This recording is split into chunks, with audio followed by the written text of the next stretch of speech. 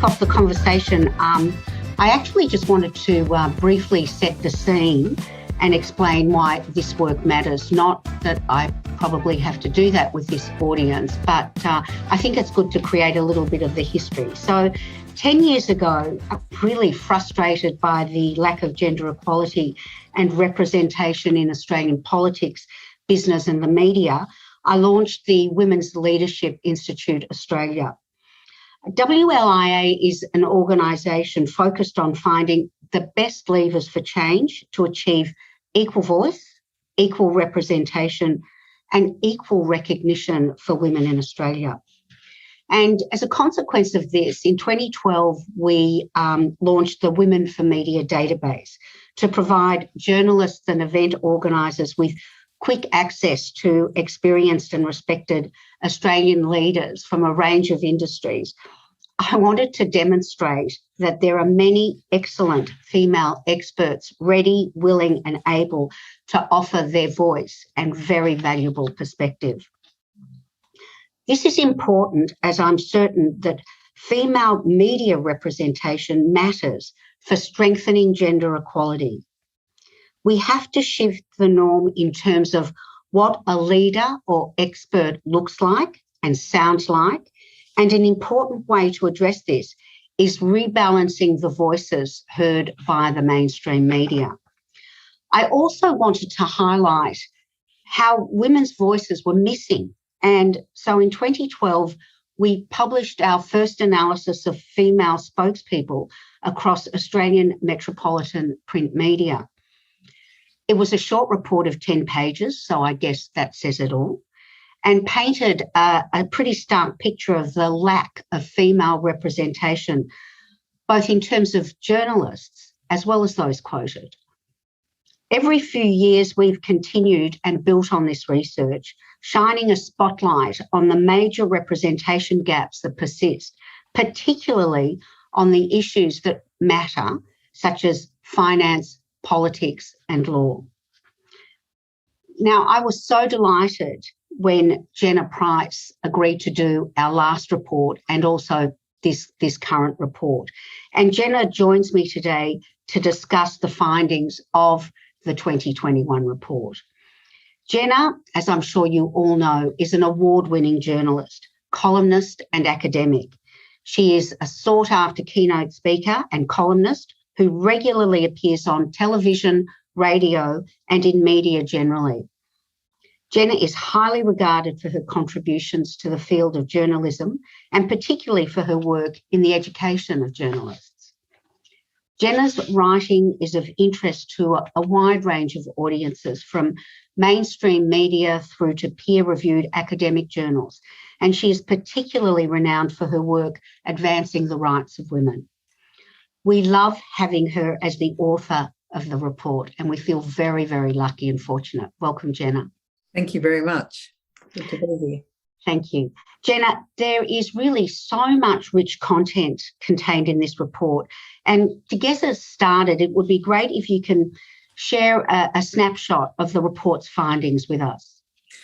I guess the overview would be to say that we make up half the world, women make up half the world, nearly 51% of Australians. We only get quoted in about 30% of stories in mainstream Australian media.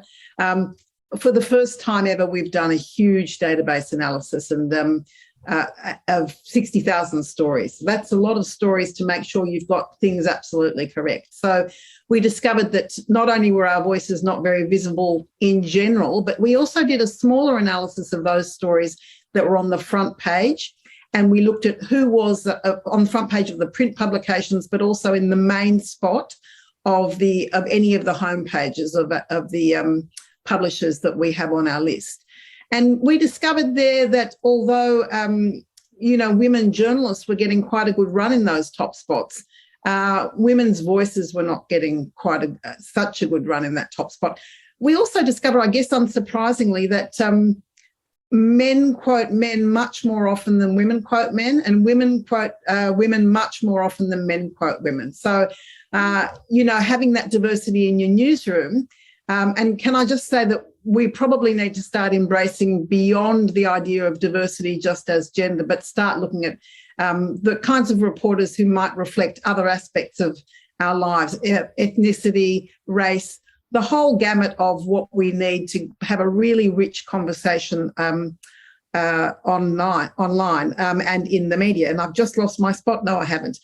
So apart from the fact that 70% of the voices in our sample were men and 31% and just over 30% were women, we also discover that what women write about is really gendered. So they write about health and they write about entertainment. And I think it's interesting that the kinds of topics where we really have a lot of policy development, particularly around politics and business, those stories are still not only written by men, but they're written about men. And if we want to have a kind of broader view of what's happening to our culture and what's happening to our society, we need to include the voices of all the women that we know are out there doing really successful work. Yes, so what men write about is gendered too. Now, I know that some of you won't be very interested in sport. I'm a sports nut, South Sydney till I die. There are about just under 90% of stories about sport written by men. And women's sport is barely written about in comparison. I don't know whether Marina Go is here today, but in the report she talks a lot about how netball, for instance, has got a really great television deal now. That's going to generate a lot of print coverage. But I'm not really a netball girl because I didn't play netball as a girl, but I want to see more coverage of women's rugby league teams and more coverage of women's AFL teams. And we can't get that because men don't seem to be that interested in covering those stories. And, of course, not all men. Some men are interested in covering those stories. We also need to have women's sports journalists. And there's a fantastic interview in the report with Jessica Halloran from The Australian, where she talks about her desire to become a sports reporter, a successful sports reporter, the kind of hostility there is, and how she made it happen. And as with many of the interviews we did, we discovered a lot that women need great mentors. She had a great mentor, Jacqueline Magnay. Now, when it comes to opinion writing, goodness me, men are entitled to have an opinion about everything. It's really frustrating. And it's interesting to me that in the interviews that we did with opinion editors, they said women don't pitch. So I've been out there in the community, working with a whole bunch of organisations, trying to get women to pitch their opinions, because you can't get your opinion in the paper unless you pitch it. No one is going to reach out unless you are someone extraordinarily prominent. No one's going to reach out and say, please write me an opinion story. You need to pitch, pitch and repeat. Keep going. We interviewed Julie Lewis, who's the opinion editor of The Age and a really fantastic wrangler. And she talked a lot about how she had an aim, which she published in March around International Women's Day, to get more women on board. She's the only publication, the Herald is the only publication which has many more opinion pieces by women in our target month of May than they had by men. I was so thrilled. I felt like her nagging worked. And she actually wrote an opinion piece herself about how she wanted more women to reach out. So the other big challenge for us was during COVID. Women, I'm just going to make sure I've got these figures right, women's voices were quoted in only 27% of stories. When I think about all the fantastic women epidemiologists, Raina McIntyre, Mary Louise McClaws, of course, the medical officers, Kerry Chant, Nicola Spurrier, it's telling me there's a problem even when we're looking at men recognising that women are experts. And that is not them, that's not them making a decision. They've been conditioned to see the people who they are as themselves needing to be reflected in the experts they choose. So there's a whole bunch of data in here about which publications are the worst at this, which publications are the best. I'm not really wanting to get into the blame game. I want this report to serve as a kind of function, a little prod. Can I also just say that there are some publications which really struggle with getting female representation in their stories because our society doesn't have great representation either. And a special call out to those folks at the Financial Review who finally said in an editorial not that long ago, we think boards should have targets for the number of women on boards. And speaking of shout outs, I'd like to also say a big thank you to people like Catherine Fox, and I'm not sure whether she's here today, Narelle Hooper and Cheryl Bagwell, who wrote a lot of those stories for the Financial Review to really set into our consciousness that this matters, and unless we make change, our society won't change. Have I done enough of the findings? Yeah, that's been fantastic. And of course, we also have the fantastic Amanda Gome. Oh, how could I have forgotten Amanda Gome? I'm very sorry. Also brilliant. Yeah. I mean, those people just made a really big difference. Yeah, they did make a big difference. And I think that actually the findings of the report show that a difference has been made. But interestingly enough, what you've just been talking about has been really quite intuitive, in the findings. So what really has surprised you about your findings?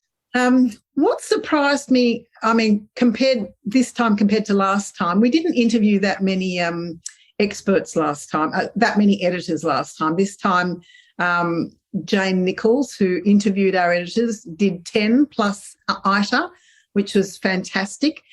And it made me recognise that most of the editors, both men and women, were really on board with looking for change. Mm-hmm. I was delighted to see the number of editors who were recognising that diversity of all kinds mattered.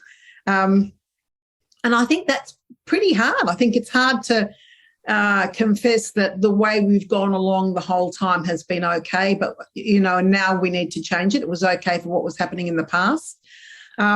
I had lots of conversations with my co-author, Blair Williams, about the kind of themes that we could pull out of here.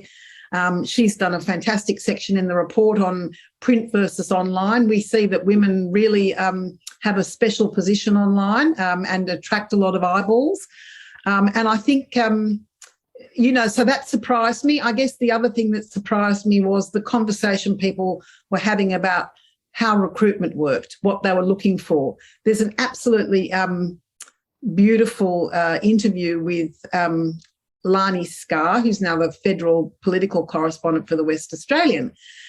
And I was saying, you're doing this really high-pressure job. And she said, yes, and you haven't asked me in the first 7 seconds how I'm managing with my 4 children. And I said, OK, we're getting to that. How are you managing with your 4 children? And she said, well, I couldn't do it without the absolute support of the management at the West Australian. And I said, what do you mean? She said, well, a lot of people were trying to hire me into high-profile, difficult jobs, and often it would come down to, well, Matt, this is not your time. You've got triplets and a slightly older child. And I had to say to her, look, if I had triplets, nothing would ever be my time. I'd just kind of have to go home and sit in a dark room. But she said, the West Australian people said, we do not care where you write your stories. If you're writing your stories while you're handling, 4 kids at dinner or you're bathing them, so long as you break stories and you file punctually, that is what matters. And I thought, how often would we love to hear that from our bosses? So there were lots of little tiny surprises along the way, but that key theme of recognising that recruitment had to change, that we needed to find a broader range of experts, that we needed further diversity, that was both surprising and comforting. Yeah. Well, I must say I was thrilled when the new Premier of New South Wales, Dominic Perrottet, was asked about how he was going to manage the job with his almost 7 children. A great question for a man, and one that should be asked more often, I guess. So you talked a little bit about the social media. So did you and Blair find that it's much more democratising for women, social media? Well, we didn't have a data set of social media. We noticed that, I share my stories online. They're often much more shared by women than by men. And I've asked someone, I won't say who it is, to have a look at whether it's true that men retweet other men more than they retweet women. I can't tell. It's a fantastic research project and very happy to do that for the next one. But it's interesting to me how often, this morning, for instance, the social media sharing has all been by women. And even though this is the kind of report that affects all of us, there's not equal responsibility among the blokes to share the the changes and the research. And do you think that that's because they're not interested? I mean, when I think about Bloomberg, for example, I remember Sarah and I were very, very involved with Bloomberg and their commitment to having equal women's voices in their business reporting as men's voices. Well, why is Bloomberg not picking up your article and retweeting it?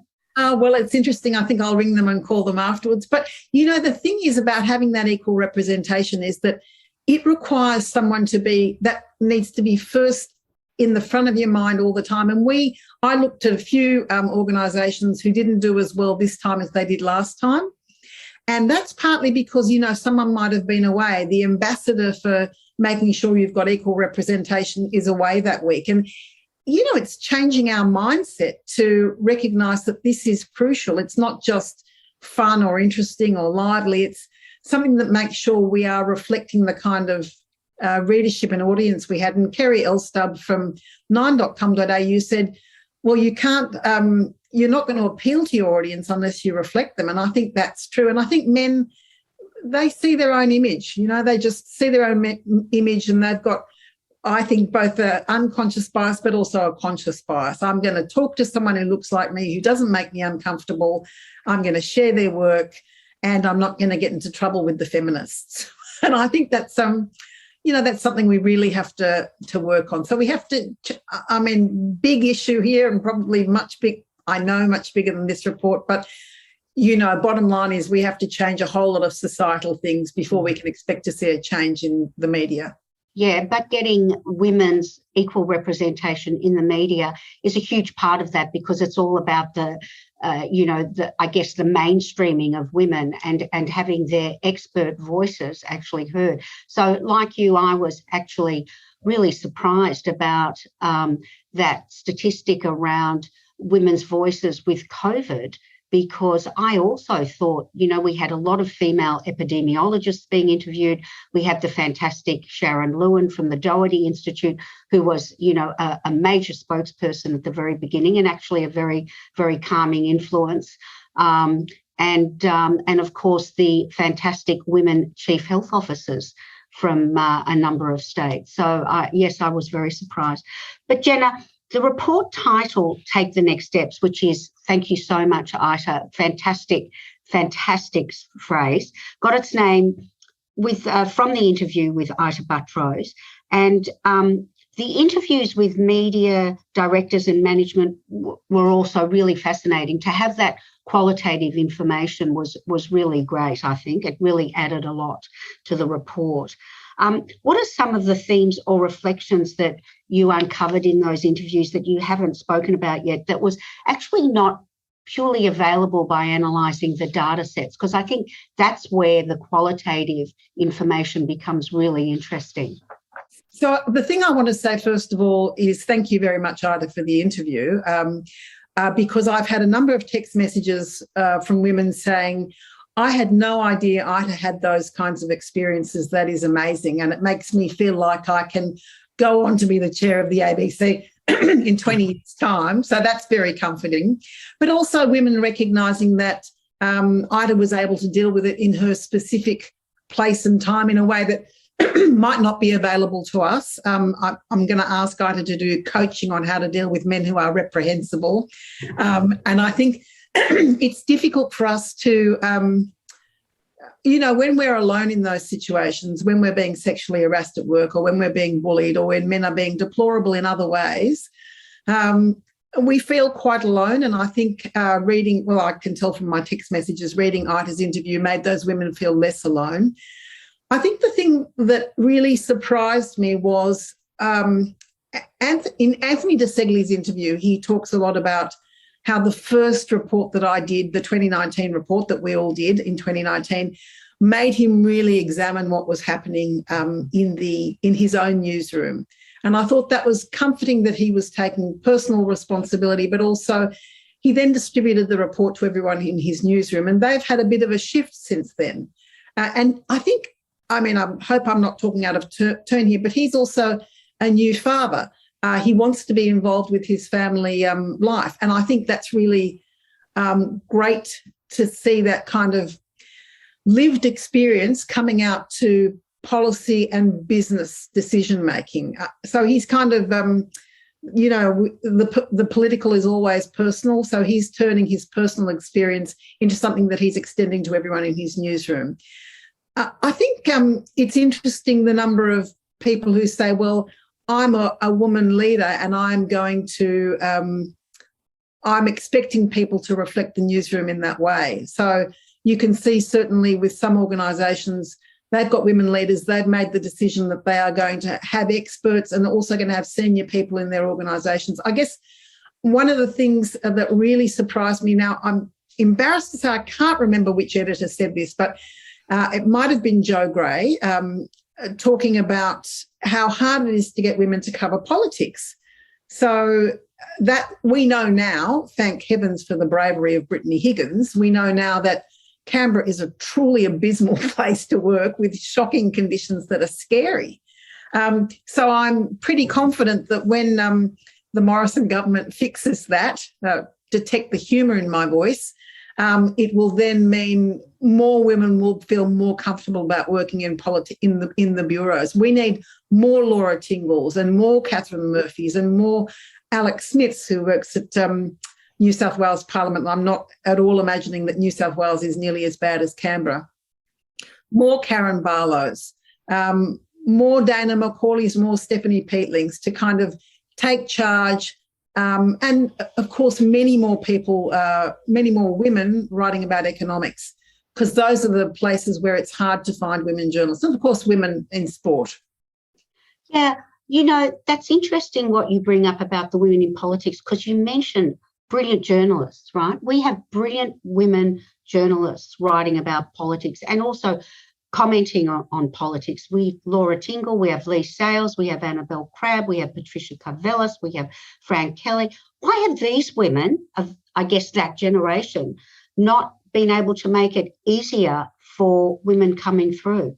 Well, I think, first of all, they don't all work down in the bureau, in the Canberra Bureau, in Parliament House. So they're not, I think, not having to deal with the cut and thrust of all the terrible things that go on down there. And one swallow doesn't make a summer. One Laura Tingle doesn't mean a bureau full of women. It doesn't mean dozens of federal political correspondents. And I'm really glad to hear that there are people, I'm delighted to know that there are people like Karen Barlow at Australian Community Media and also Lani Scarr at the West Australian who are leading their bureaus. But we still have a lot of the important federal political correspondent roles occupied by men. And that, if you've got a bloke who's happy to sit there for 16 hours a day in his office, that sets the tone.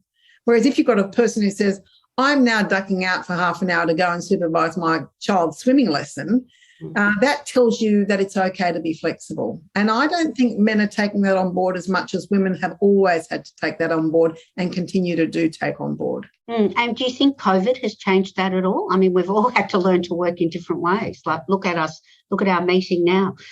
Yeah, look, I'm not sure, and I know that bosses are already pushing back about flexibility.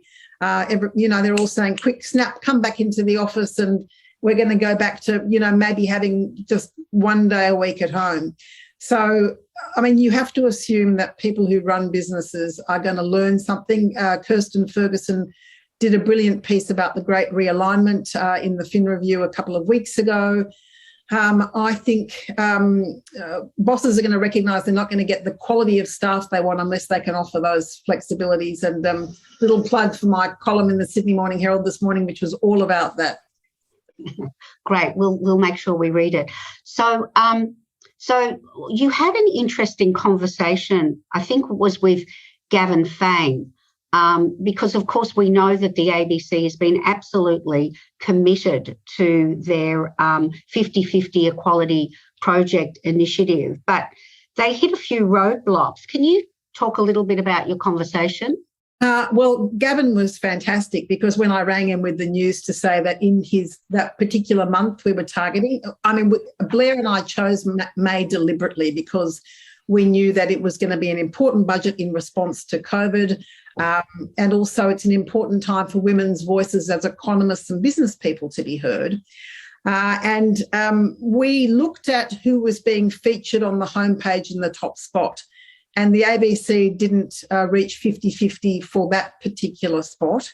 And nor did it reach it for the comment pieces for that month. And I was a bit devastated because I'd been totally on board with 50-50. And so I reached out to him to say, look, what's the story here? And he said a really great thing. And he said, you can't count what you can't control. And what I think he meant was, we have to quote the Prime Minister. We have to quote the Health Minister. If both those people are men, if they're having press conferences at 9:30 at night saying, whoa, don't take AstraZeneca, you have to cover those stories.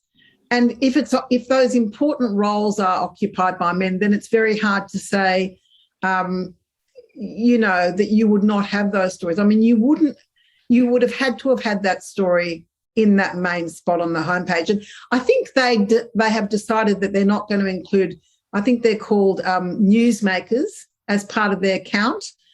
And that's a real problem for women because men are newsmakers because they've got all those spots on boards, all those spots in politics. And we've got a great section in the report which talks about the problem with politics as it is today in terms of numbers and influence. So, he was I thought he'd be extremely defensive. He was a fantastic negotiator trying to talk me down from going, oh, this is a disaster. And he's right, because I've looked at it since then. It's bounced back. Certainly the opinion pieces have bounced right back to 50-50. But we have to be mindful all the time. And that is so hard because, my God, we've got to be mindful about every bloody thing, every bloody day. Yeah, well, it sort of goes back to what you were saying before about basically the type of society that we live in. If we don't have women in those very senior roles and those senior roles are involved in particular policies or decision making, then we're not going to get the voices of women out there. And that's really the fundamental issue. So, yes, unless we have women in those news-making roles, it will be impossible to get 50-50. It's fantastic we're 50-50 in entertainment. Look, I love Netflix as much as the next woman, but that is not what I really want to read about. I want to read about women who are making policy decisions on my behalf. And I was really thrilled this morning. I was interviewed by Fran Kelly, which, although she's fantastic, it's also, believe me, a terrifying experience. And the person she had on straight after me was Jo Masters from EY. And I thought, this is awesome. They're fantastic women economists. They're getting their voice out there. We've also, for those of you who are interested, got a whole section on women economics and business. And there's a wonderful interview with Danielle Wood from the Grattan Institute. Yeah, well, we know we really need to work on getting more women to study economics. That's becoming a real issue. There was even a big article in The Economist about it a few months ago about how we do not have enough women in economics, which of course means that our economic policies are being framed by men for male-dominated societies, which is not the reality that we're living. And a special plug for the Grattan Institute's Danielle Wood, who is, she's president of, now I get this wrong every time, I think it's called Economic Society of Australia. They run programs which go into schools and into universities trying to recruit young women to be economists. And when you think about the fact that economics is the one area which really changes our lives, everyone, if you're still looking for a job, go and join up to an economics degree. If you've got daughters, get them to become economists. Yeah, absolutely. Or at least do an MBA after your undergraduate degree. 100%. Jenna, you also spoke to Michelle Ryan, who's the new director of the Global Institute for Women's Leadership at the ANU Hub. And she made an interesting comment in the report about addressing our own internal biases on what experts look like. And she said, and I really like this quote, just like when kids are asked to draw a scientist and they draw an old white guy with messy hair, I think they think it's Albert Einstein. When we think of an expert, we think of a middle-aged man in a suit with a deep voice and a certain type of gravitas. Women's competence and expertise are constantly questioned by society, and this leads to people looking to men when they want that expertise. What did you think of that, and how do you think media organisations can continue to take the next steps and truly rebalance voices in the media? I mean, taking into account the discussion we just had about, who the newsmakers are. So I know from my own personal experience, sometimes it's hard to get a woman to speak. And that is, the number of times someone will pick up the phone and go, "Oh, I don't talk to journalists." And I go, "Well, you're talking to me." And I go, "What are you frightened of?" And they go, "Oh, I don't want any kind of pushback." Now, the thing is, we also have to develop a level of resilience. Now, I'm not talking about resilience dealing with the lunatics on social media who want to troll you, but the resilience of being able to deal with people debating your ideas. Now, this sounds a little bit like victim blaming. It's not. I can understand why it's scary, but men have no trouble putting themselves forward. I don't think I've ever had a man, ever, in 40 years of reporting, who's ever said to me, "I don't want to talk to you, it's too scary." The thing we did in this report was to interview Catherine Shine, and I think her university is Edith Cowan, but it's in the report, so please check. And she gives sort of top 10 tips of how to deal with experts who are women who might have other things on their plate. And for the journalists among us, one of the scary things she says, try and negotiate time. Now, I am a pathetically impatient person. I want everything to happen right this minute. But I've had to discover that sometimes, I remember my own desire to go and do a school pickup on a day wasn't the exact time. Are you happy to do an interview while they're in the car? 100%. Can you do this in half an hour? These things are negotiable for the most part. But I've also had conversations like this with my former students. You have to kind of, if you want that diversity of voices, and sometimes those voices are really fresh and dynamic and bring new ideas, new energy, and most importantly, in some ways, a photo of a person who is not dressed in a suit and a blue tie, then you have to negotiate with that person. So I really think, that section of the report, the interview with Catherine Shine with the tips, that's good for journalists who are here, but it's also really good for those of you who are experts, and I can see there are many of you in the audience. Do a bit of flexing. Can I do this in 10 minutes? Am I just refusing this because I feel a little bit uncomfortable? Well, what can I tell you? Life is a deeply uncomfortable experience, but when there's lots of good fun at the other end. Yeah. Actually, that's one of the things that we did at Women for Media a lot of. We actually brought journalists together with women leaders to have a conversation and hopefully develop a relationship, because I think that developing that relationship of trust, journalists that you trust, that you speak to, is really crucial. And it's interesting because a number of women who I've spoken to who don't like speaking to journalists say, it's taken me 20 years plus to build up my brand and reputation, and one interview could completely trash that and throw it away. So there is a lot of anxiety around it. There is a lot of anxiety around it, but I can also say confidently that men are happy to make blunders in public and they live to tell the tale. The story I did this morning about employers, some employers have said appalling, terrible things in public on the record.